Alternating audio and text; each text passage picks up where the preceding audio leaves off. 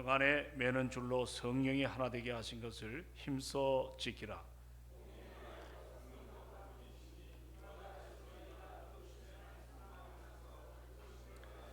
두 절을 같이 받으십니다. 주도 한 분이시요 믿음도 하나요 세례도 하나요 하나님도 한 분이시니 곧 만유의 아버지시라. 만유 위에 계시고 만유를 통일하시고 만유 가운데 계시도다. 아멘. 아멘. 할렐루야. 이렇게 연일 새벽에 나오시고 또 오늘 3일 밤 나오셔서 다시 한번 감사합니다. 우리가 교환해 보시면 오늘이 이제 6번째 시간을 갖는데, 우리 한번 교환을 맨 뒤에 보시면 우리 이번 말씀 주제가 뭐죠? 우리는 공사 중입니다. 동의하십니까? 내 인생이 늘 공사 중에 있다는 것들을 항상 잊지 마십시오. 완벽한 인생이 아닙니다. 그리스도를 닮아가는 이런 은혜의 자리에 우리가 살아가고 있다는 것. 그리고 제1강은 이제 우리는 공사 중입니다. 그리고 또 2강이 뭐죠? 전에는, 그리고 이제는 구원받기 전과 구원 이후의 나의 삶에 대해서 묵상했고, 자 3강은 뭐죠? 교회는 작품 전시장이다. 우리가 하나님의 작품으로서 여러분들이 얼마나 소중한 존재인가를 다시 한번 깨닫게 되는 시간이었고요. 그리고 네 번째 강의는 다 같이 보십니다. 우리는 최고의 비밀을 맡은 자다. 이 비밀은 드러난 비밀입니다. 정말 이 비밀이 우리가 깨달아야 되는데 세 가지를 통해서 깨닫게 된다 그랬죠. 첫째는 뭐죠? 혹시 기억나시나요? 첫째, 잘 안 들려요. 교회를 통하여. 두 번째는, 이제 모르면 자꾸 빨리 주보를 보십시오. 교환에. 복음. 세 번째는 믿음으로. 우리가 이 깨달음을 통해서 예수를 더 깊이 알아가는 그러한 모습.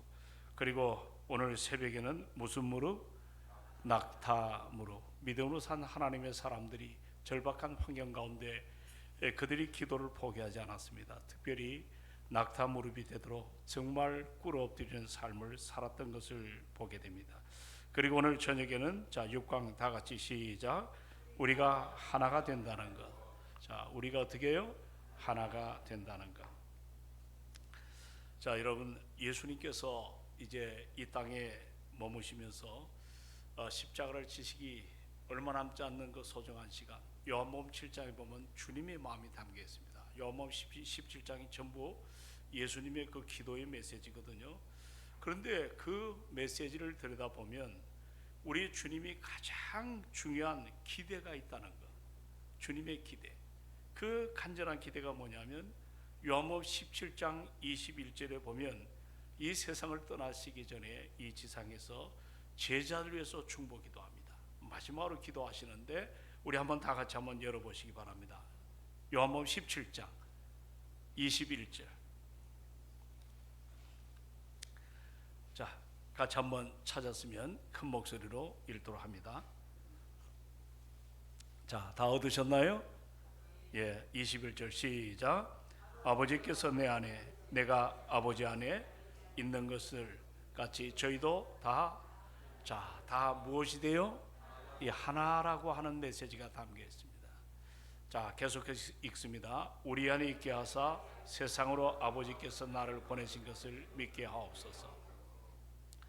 이 기도의 내용을 보면 우리 주님은 당신의 제자들이 하나가 될 때 그들이 세상의 변화를 위해서 발휘할 수 있는 그 놀라운 그런 그 가능성을 이제 우리에게 보여주십니다. 우리가 읽었던 오늘 본문 3절에도 보시면 바울은 평안에 매는 줄로 성령이 하나 되게 하신 것을 어떻게 해요?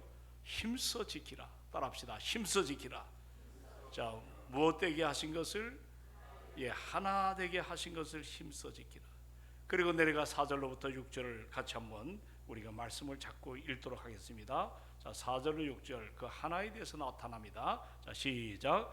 몸이 하나요 성령도 한 분이시니 이와 같이 너희가 부르시며 한 소망 안에서 부르심을 받았느니라. 5절 주도 한 분이시요 믿음도 하나요 세례도 하나니. 6절 하나님도 한 분이시니 곧 만유의 아버지시라. 만유 위에 계시고 만유를 통일하시고 만유 가운데 계시도다. 아멘.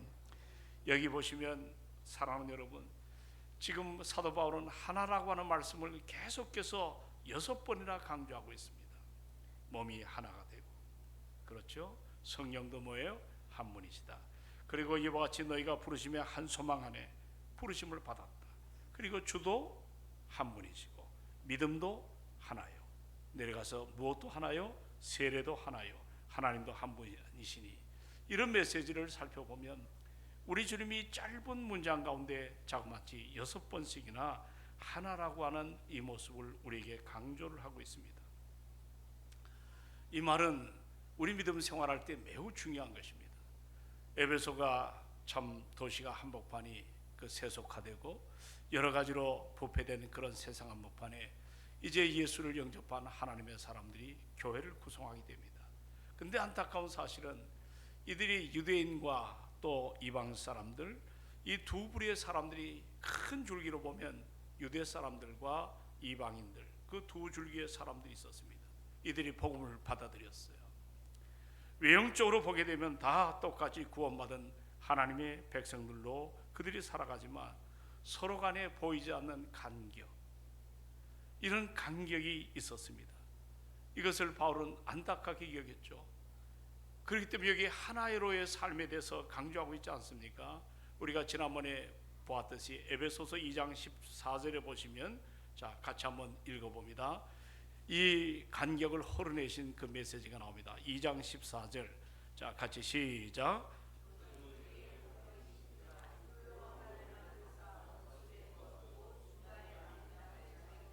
네, 하나님과 우리와의 원수된 막힌 담, 그 죄의 담입니다. 그것을 예수 그리스도께서 희생 제물이 되어서서 그 막힌 담을 허물어내셨습니다.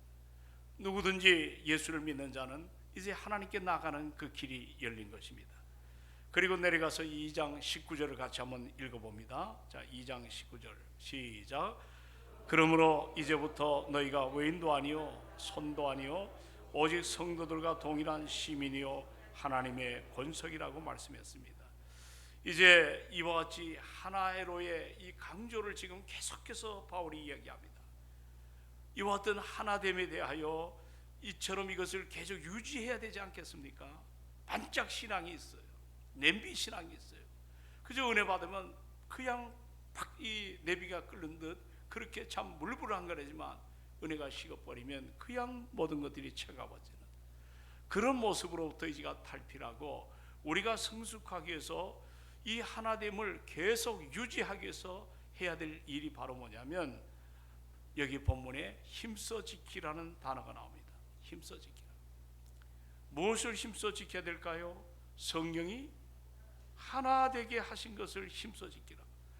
오늘 이 본문에서 잘 알아야 됩니다. 우리가 무슨 하나를 만들려는 것도 아니고 하나 되게 하는 것도 아니고 자 여러분 우리가 하나 되어야 됩니다, 그렇게 말씀하지 않았습니다.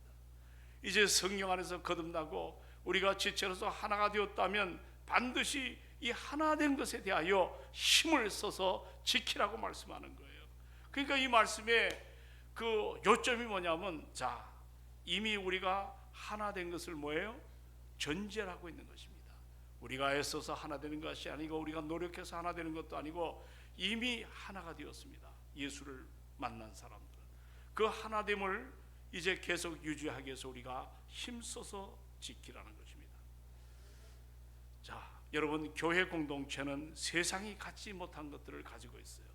세상 사람들이 알지 못하는 것을 이 교회 공동체 안에는 이것이 숨겨져 있지 않습니까? 바로 그것은 뭐냐면 교회는 하나님의 공동체입니다. 따라합시다. 교회는 누구의 공동체라고요? 하나님의 공동체. 이 말은 바꿔 말하면 하나님이 주인 되시는 공동체, 우리 주님이 주인이 되시는 공동체. 그래서 성경은 우리가 에베소나 골로새 보면 탁월한 이 교회에 대해서 바울이 묘사한 것이 교회는 그리스도의 뭐라고 표현했죠? 몸이다. 참 탁월한 묘사입니다. 교회가 그리스도의 몸이다. 그리고 그 몸의 머리는 누구예요? 예수님. 우리가 에베소를 보면 다양성 속의 통일성입니다. 우리가 지체들이 다양하잖아요. 성격도 다르고 삶의 방향도 다르고 여러 가지 기질이나 모든 게 다 다릅니다. 그러나 통일성은 바로 예수 그리스도 머리 대신 우리 주님을 하나로, 그렇게 하나됨에 대한 이 아름다움이 이 교회론의 가장 아름다운 모습 아니겠습니까? 그런데 오늘 이처럼 우리 주님이 나를 불렀다는 이 표현을 지금 쓰고 있습니다. 우리가 다 다른 사람이에요. 어떻게 보면 하나 되기 정말 힘든 사람들이에요. 그런데 그럼에도 불구하고 이처럼 주께서 당신의 몸된 교회 구성으로 우리를 불러주신 거예요. 바로 그것이 뭐냐면 이 본문 말씀에 하나 되도록 하는 그 과정 속에 콜링이 있어요. 부르심이 있어요. 이 부르심. 본문 1절을 같이 한번 읽어보죠. 자, 본문 1절에 자, 같이 시작. 그러므로 주 안에서 갇힌 내가 너희를 권하니 너희가 부르심을 받은 일에 합당하게 행하여. 우리 하나님께서 죄악 가운데 널브러졌던 내 인생을 수많은 그 인생들 가운데 선별하여 당신의 여정 가운데 여러분과 저를 불러 이와 같이 주의 자녀로 삼아 주셨습니다. 이 부름에 대한 이 콜링은 너무 큰 축복이에요.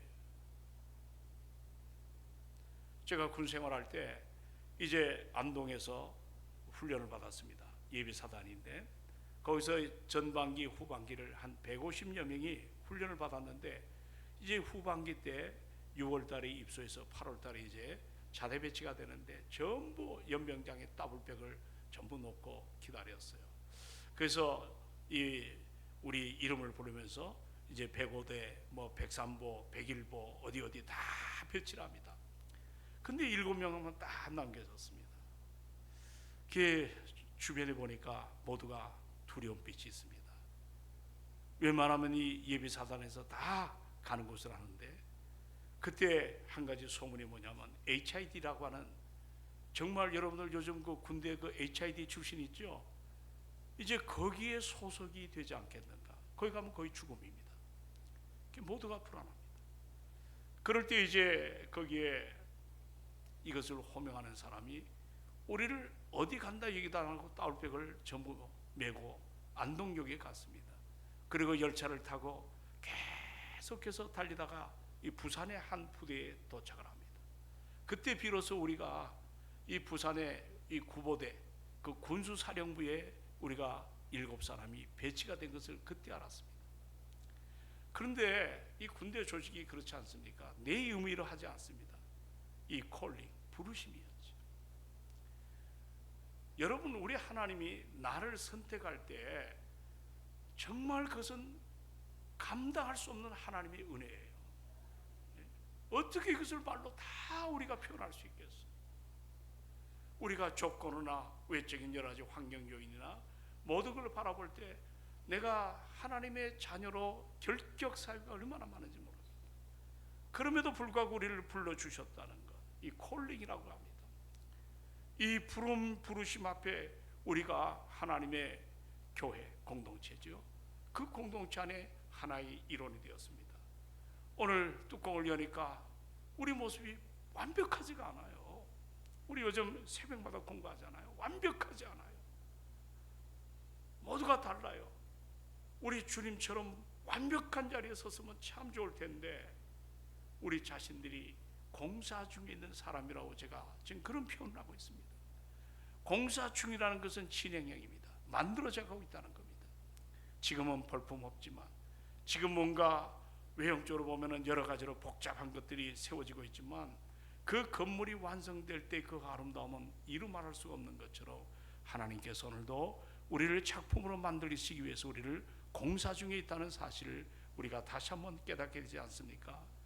이와 같은 공사 중에 있는 사람들이 이제 하나 되기 위해서 오늘 본문은 우리에게 강조하는 것이 있습니다. 그것이 바로 뭐냐면 힘써 지키라는 겁니다.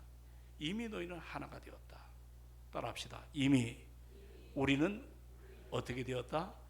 하나가 될 것이라고 표현하지 않습니다. 내가 더 헌신하면, 내가 더 노력하면 그 문제가 아닙니다. 이미 하나 된 것을 어떻게 하라? 힘써 지키라고 표현합니다. 그래서 그 힘써 지키는 것에 대하여 여기 2절에 보면 4가지로 우리에게 말씀해요. 4가지로. 자, 한번 2절을 읽어보십시다. 시작. 모든 겸손과 온유로 하고 오래 참음으로 사랑 가운데 서로 용납하고. 자, 여기 보면 여러분이 한번 밑줄을 쳐서 한번 찾아보세요. 네 가지를 지키는데 네 가지가, 첫째는 뭐죠?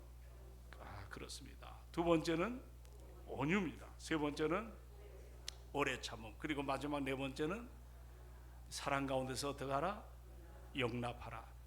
한번 따라할까요? 겸손, 온유, 오래 참음, 용납.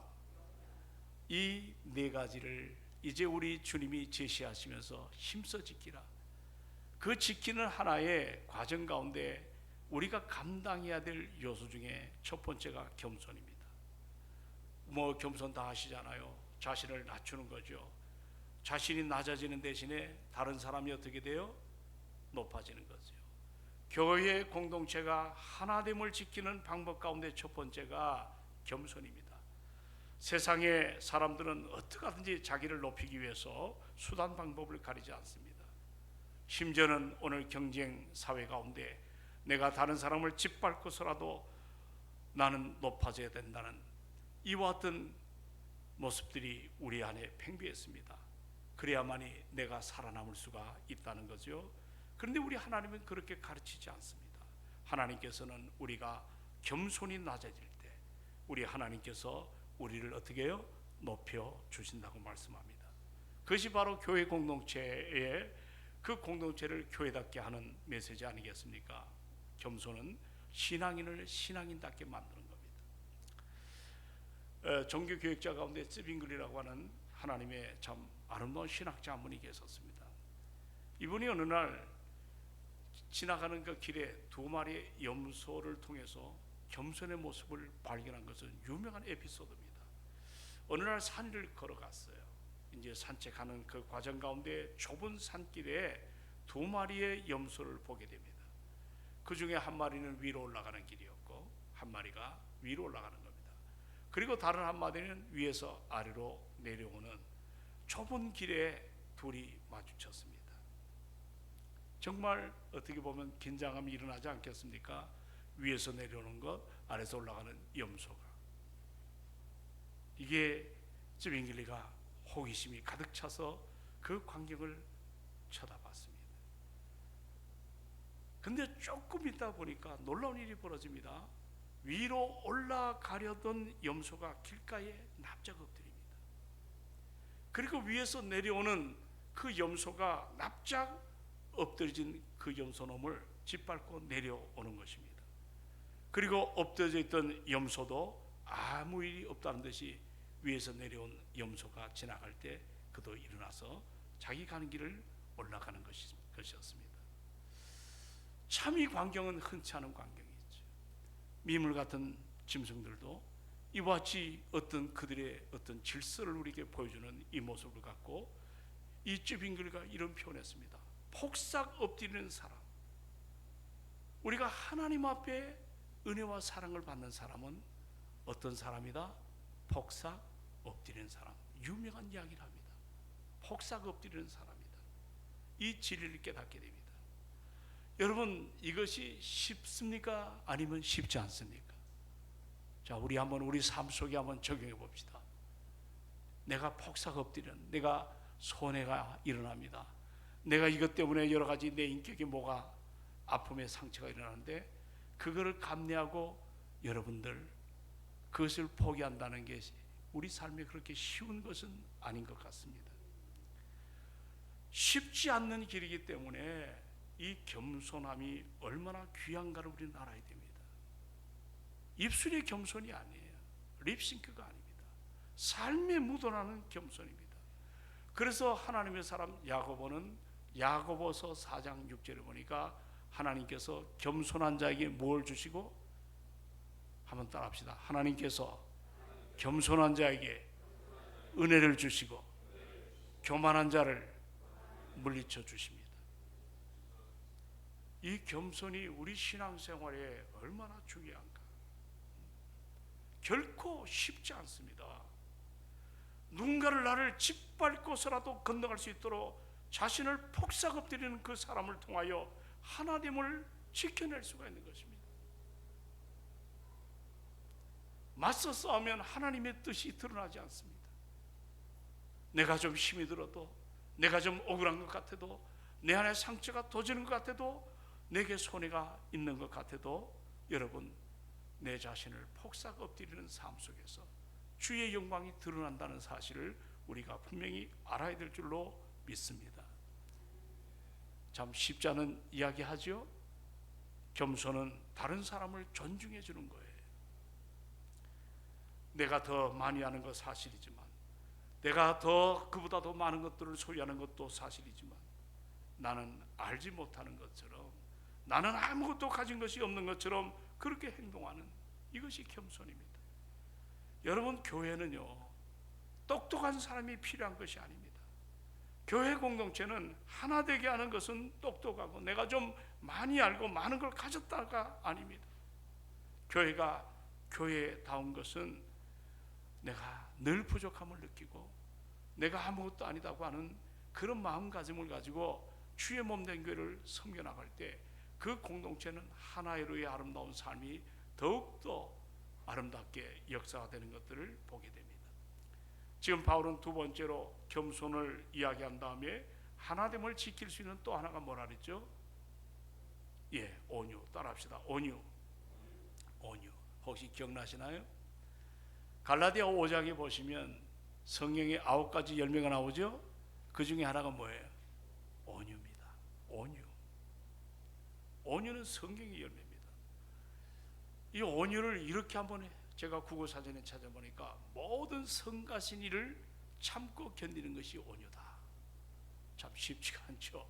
어떤 성가신 일이 내게 주어질 때 그것을 참고 또 그것을 견디는 것이 바로 뭐라고요? 온유라 그랬어요. 근데 온유라는 것은 내 내면의 깊은 이해심이에요.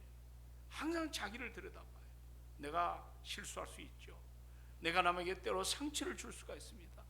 내 감정이 도드라져서 여러 가지로 그만 우리가 참 공동체 안에 여러 가지 아픔을 줄 때가 왜 없겠어요. 그러나 온유한 성격은 이내 그것을 시정합니다. 나를 바라보며 깊은 내 자신을 반성하면서 참으로 이해할 수 있는, 내가 이건 정말 부족한 게 많구나, 이렇게 깨닫는 자세. 내가 잘못을 저지를 때도 있겠지만 상대방의 믿음을 세워주기 위해서 때로 내가 이해심을 갖고 자기를 내려놓는 삶, 그리고 다른 사람을 향하여 정중함을 표현할 때 온유라고 이야기하는 모습을 보게 됩니다. 요즘 우리가 이 건조한 세상, 정말 여러 가지로 코로나 이후로 모든 사람들이 마음이 다 바짝바짝 말라버렸습니다. 그래서 요즘에 가장 많이 두드러지는 현상 중에 하나가 분노의 감정이에요. 이 분노가, 그래서 요즘에 분노 조절 뭐가 생겼어요? 예, 분노 조절 장애. 오늘 여러분 어떠세요?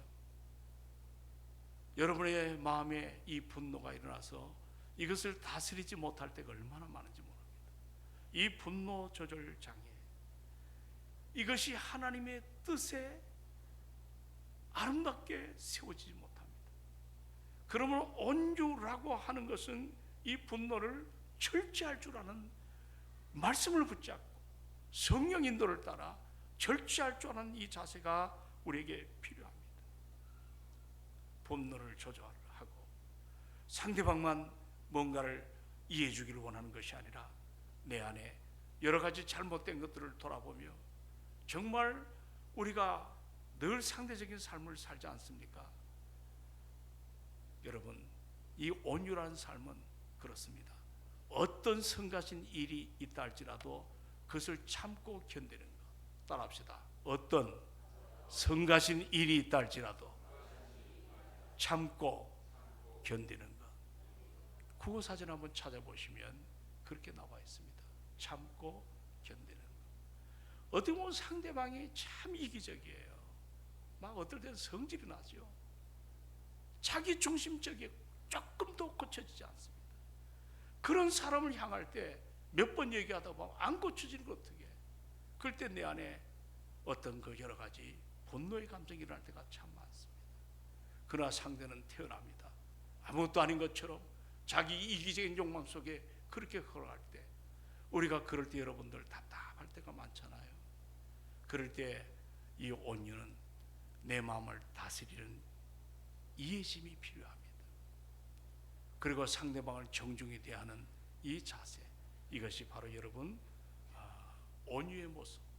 이것을 통해서 우리는 하나의로의 삶으로 이끌어가는 것들을 보게 됩니다. 그리고 또 하나, 세 번째는 여기 보니까 한번 따라할까요? 오래 참음. 자, 어떤 오래 참음? 이 오래 참음은 하나님의 성품에서 볼 수가 있죠. 나를 대할 때 우리 하나님이 오래 참고 인내하고 기다리고 있지 않습니까? 우리가 그 은혜 때문에 여러분도 저도 여기까지 왔다는 사실을 다시 한번 깨닫게 되는 것입니다. 여러분, 오늘날 현대인들의 특징 중에 하나가 뭐냐면 조급함입니다. 너무 조급하지요. 저도 이 조급증이라고 하는 이 병에 놓일 때가 참 많습니다.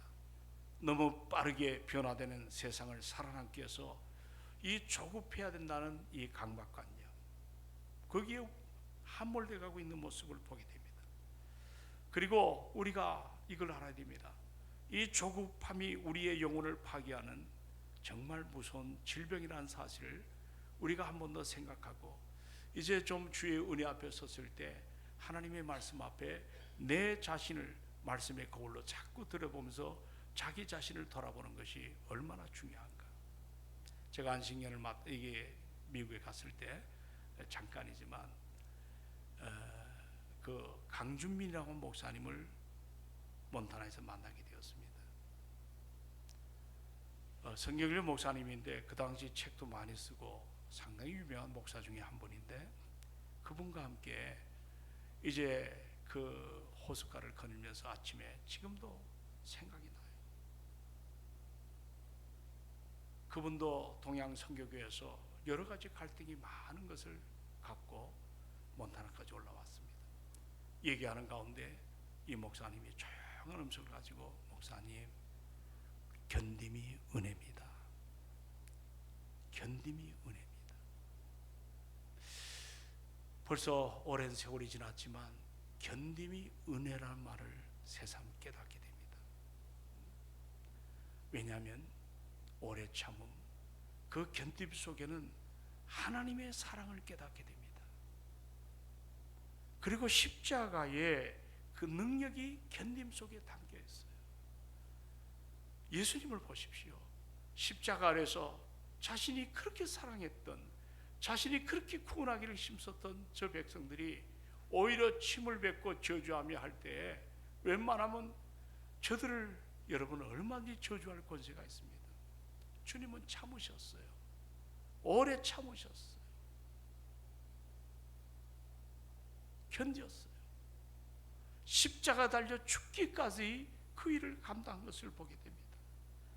이 하나 되기 위하여 오래 참는다는 것, 이것이 여러분들 교회 안에 성숙하고, 그리고 가정도 그렇지 않습니까? 이 견디지 못해가지고 일어나는 아픔들이 많습니다. 그러므로 오늘 이 시간에 우리가 하나의로의 삶이라는 것이 우리 삶 속에 주님이 원하는 가장 아름다운 요소 중에 하나임을 알 때 오래 참음, 이것이 여러분도 저에게도 정말 중요한 것임을 우리가 알아가야 될 줄로 믿습니다. 그리고 또 하나 우리가 알아야 될 것은 네 번째 요소가 용납이라는 단어입니다. 용납, 사랑으로 용납해 주는. 용납이라는 게 뭘까요? 있는 모습 그대로 받아주는 거예요. 여러분, 교회는 참 다양한 사람들이 있습니다. 저도 목회를 하면서 정말 어떨 때는 개인적으로 너무 힘들 때가 많습니다. 다양한 사람들한테 부딪히다 보면 어떨 땐 내 안에 상처가 일어나게 되고 독이 묻어갈 때가 참 많습니다. 다양성 속에 아름다움도 있지만 그 어떤 그 독이 묻어있는 것들을 대화하다 보면 그 독을 맞을 때가 왜 없겠어요? 여러분도 삶 속에 그럴 겁니다. 그럴 때 용납한다는 것, 우리 주님이 나를 판단하셨으면 우리는 뼈도 못 칠 인생들이에요. 어떻게 그 거룩하신 하나님 앞에 내 부족함이, 내 이기적인 욕망 속에 사는 내가 어떻게 그분의 자녀로 우리가 살아갈 수 있겠습니까? 주님은 속아도 그냥 그걸 받아들입니다. 내가 거짓말해도, 내가 이기적인 욕망에 사로잡혀도 주님은 그대로 받아들입니다. 그게 바로 용납입니다. 우리 인간은 에덴 동산에서 범죄한 이후로 자꾸 비판과 정죄하고 살 때가 얼마나 많습니까? 입을 열면 여러분들 하나님의 사랑을 간증하고, 입을 열면 은혜를 참으로 함께 나눌 줄 아는 그런 인생이 복받은 인생이고, 그런 교회가 축복받은 교회인데, 그런 모임이 아름다운 목장인데, 우리 모습 보면 성숙하지 못한 공사 중이기 때문에 얼마나 내가 말의 실수가 많고 얼마나 우리가 부족한 게 많은지 모릅니다. 용납이라는 단어, 이것은 에덴 동산의 아담의 범죄로 인하여 우리에게 점점 사라지는 그런 모습이 되었습니다. 비판하고 비난하고. 여러분 기억나시나요? 요한복음 8장을 한번 보시면 가늠하다가 현장에서 붙잡혀서 예수님에게 개처럼 끌려온 한 여인이 있었습니다. 당시 신앙생활을 잘하고 있다는 종교 지도자들을 비롯해서 거기에 어린아이부터 어른까지 다 돌을 가지고 그 여인을 돌팔매질하려고 하는 그런 순간이었습니다. 그런데 우리 주님이 뭐라 그럽니까? 그 여인에게 돌로 쳐 죽이라고 말씀합니다. 주님의 공판에 1차 공판은 주님도 인정했어요. 이 여인이 간음하다 잡힌 여인임을. 그래서 돌로 쳐 죽이라고 명하십니다. 그러나 전제가 있습니다. 자, 누가 돌로 칠 자격이 있습니까? 너희 가운데 어떤 자? 죄가 없는 자. 그렇게 투덜거리고 그렇게 비난하고 그렇게 전제하고 비판하던 그 성난 군중들이 비로소 그 음성 앞에 자기를 본 겁니다. 짱돌을 던지려다가 그 돌은 간음한 여인을 칠 돌이 아니라 자기가 맞아야 될 돌임을 깨닫게 됩니다. 죄 없는 자가 이 여인 돌로 치라. 여인이 이제 홀로 남게 되었습니다. 다 가버렸습니다. 그럴 때 우리 주님이 첫 마디가 뭐죠? 나도 너를 어떻게 한다? 정죄하지 아니하노니. 가서 다시는 너도 죄를 범하지 마라. 죄를 용납하는 것이 아닙니다. 너도 이제 깨달았다면, 이제 기회를 받았다면, 이제 사랑을 알았다면 너도 가서 다시는 이 더러운 짓을 하지 말라고 말씀하십니다. 여러분도 그렇고 저도 그렇고 하나님이 은혜 앞에 우리가 호흡하는 주의 백성들입니다. 믿으면 아멘. 용납하는 삶이 필요할 줄로 믿습니다. 정말 힘든 세상이에요. 교회도 고갈된 저수지처럼 물이 바짝바짝 마른 사람들이 한둘이 아닙니다. 내 심령이 영적으로, 저는 어린 시절에 우리나라에 가뭄이 많을 때 그 저수지나 강이 바짝 말라서 그 바닥에 다 들어 보일 뿐만 아니라 거북이 등처럼 촉촉 갈라진 것들을 참 많이 봤습니다. 우리 심령이 그럴 때가 참 많습니다. 오늘 거기에 하나님의 은혜의 생수가 내리고 우리 삶이 물된 동산이 되어야 되지 않나요? 이제 우리 교회가 55년 이렇게 귀한 피택 장로님 세 분을 세우셨습니다. 참 기쁜 일이요, 축하해야 될 일이요, 감사할 일입니다. 여러분에게 모바일 청첩장을 보냈어요. 제가 침묵을 하고 있었는데 교단에서 제가 가만히 보니까 맡은 직함이 이사장이 6개가 되더라고요. 여러분 잘 모르시는 게 많을 거예요. 경찰서, 뭐 이런 학교, 또 여러 가지 장학회, 거기서 이제 연락들이 와서 축하한다는 얘기를 듣고 참 하나님 앞에 감사하는 시간을 갖습니다. 55년이 짧은 세월입니까? 긴 세월입니까? 한번 말씀해 보세요. 짧아요? 길어요? 길지요. 하나님의 은혜였습니다. 우리 자신 한번 돌아보십시오. 여러분 참 잘 견뎌오셨어요. 제가 올 때마다 교회가 여러 번 갈라졌잖아요. 상처투성이고, 그리고 목사를 불신하는 그 모습들을 저는 겪고 있었습니다. 세월이 지나서 저는 3대 목사 가운데 아마 목회를 제가 가장 오래 한 목사 중에 한 사람입니다. 그런 가운데 이렇게 여기까지 견뎌온 여러분을 바라볼 때 너무 감사한 거예요. 이제 여러분, 우리는 공사 중입니다. 55년이 됐으면 이제 완공을, 중공검사가 떨어져야 될 시간이 되지 않았겠습니까? 아멘 합시다. 그럴 때 내 모습이 좀 더 예수 그리스도를 닮아가고, 좀 우리 은혜 앞에 서시고, 오늘 주신 말씀처럼 하나 되기를 위해서 살아가는 것이 아니라 예수 그리스도의 십자가에 달려 죽으심을 통해 이미 우리는 그 보혈로 하나됨을 잊지 않기를 주의 이름으로 축원합니다. 그 하나됨을 사탄이 역사하지 못하도록, 우리의 성숙하지 못한 것 때문에 이 하나됨이 무너지지 않도록 우리가 하나됨을 잘 지켜야 될 줄로 믿습니다. 오늘 4가지를 말씀드렸어요. 자, 다 잊어버려도 제목 정도는 알아야죠. 첫째가 뭐예요? 자, 큰 소리를 하십시다. 첫째가 뭐예요? 겸손입니다. 따라합시다. 겸손. 두 번째가 뭐예요?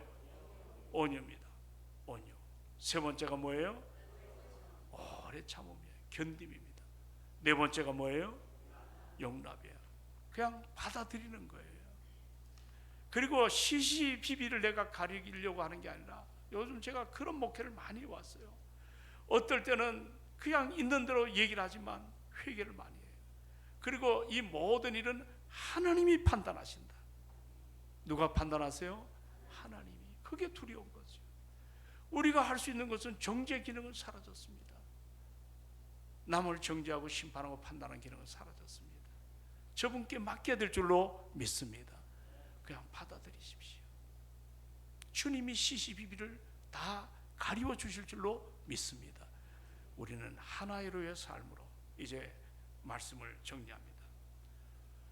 여러분, 하나가 쉬운 것은 아닙니다. 왜 그럴까요? 우리는 뭔가 나도 모르게 인생의 무대 앞에서 주연이 되기를 원할 때가 참 많아요. 주연. 그래서 내가 주인공이 되고 남들이 조연이 되며 그 화려한 조명 아래 청중들의 박수를 받으며 인생 무대에 서고 싶을 때가 얼마나 많은지 모릅니다. 그런데 그 무대 뒤에서 무대를 밝히고 싶어하는 참 그런 사람들이 적습니다. 주연을 하고 싶은 사람은 많아도 조연이 되고 싶은 사람이 없다는 것입니다. 그러나 우리 연극 하나, 영화 하나, 어떤 무대에서 일어나는 모든 일은 주연만 갖고 되는 것이 아닙니다. 그래서 요즘에 아카데미 상이나 이럴 때 보면은 여우, 나무 주연상도 있지만 또 뭐가 있습니까? 조연상도 있습니다.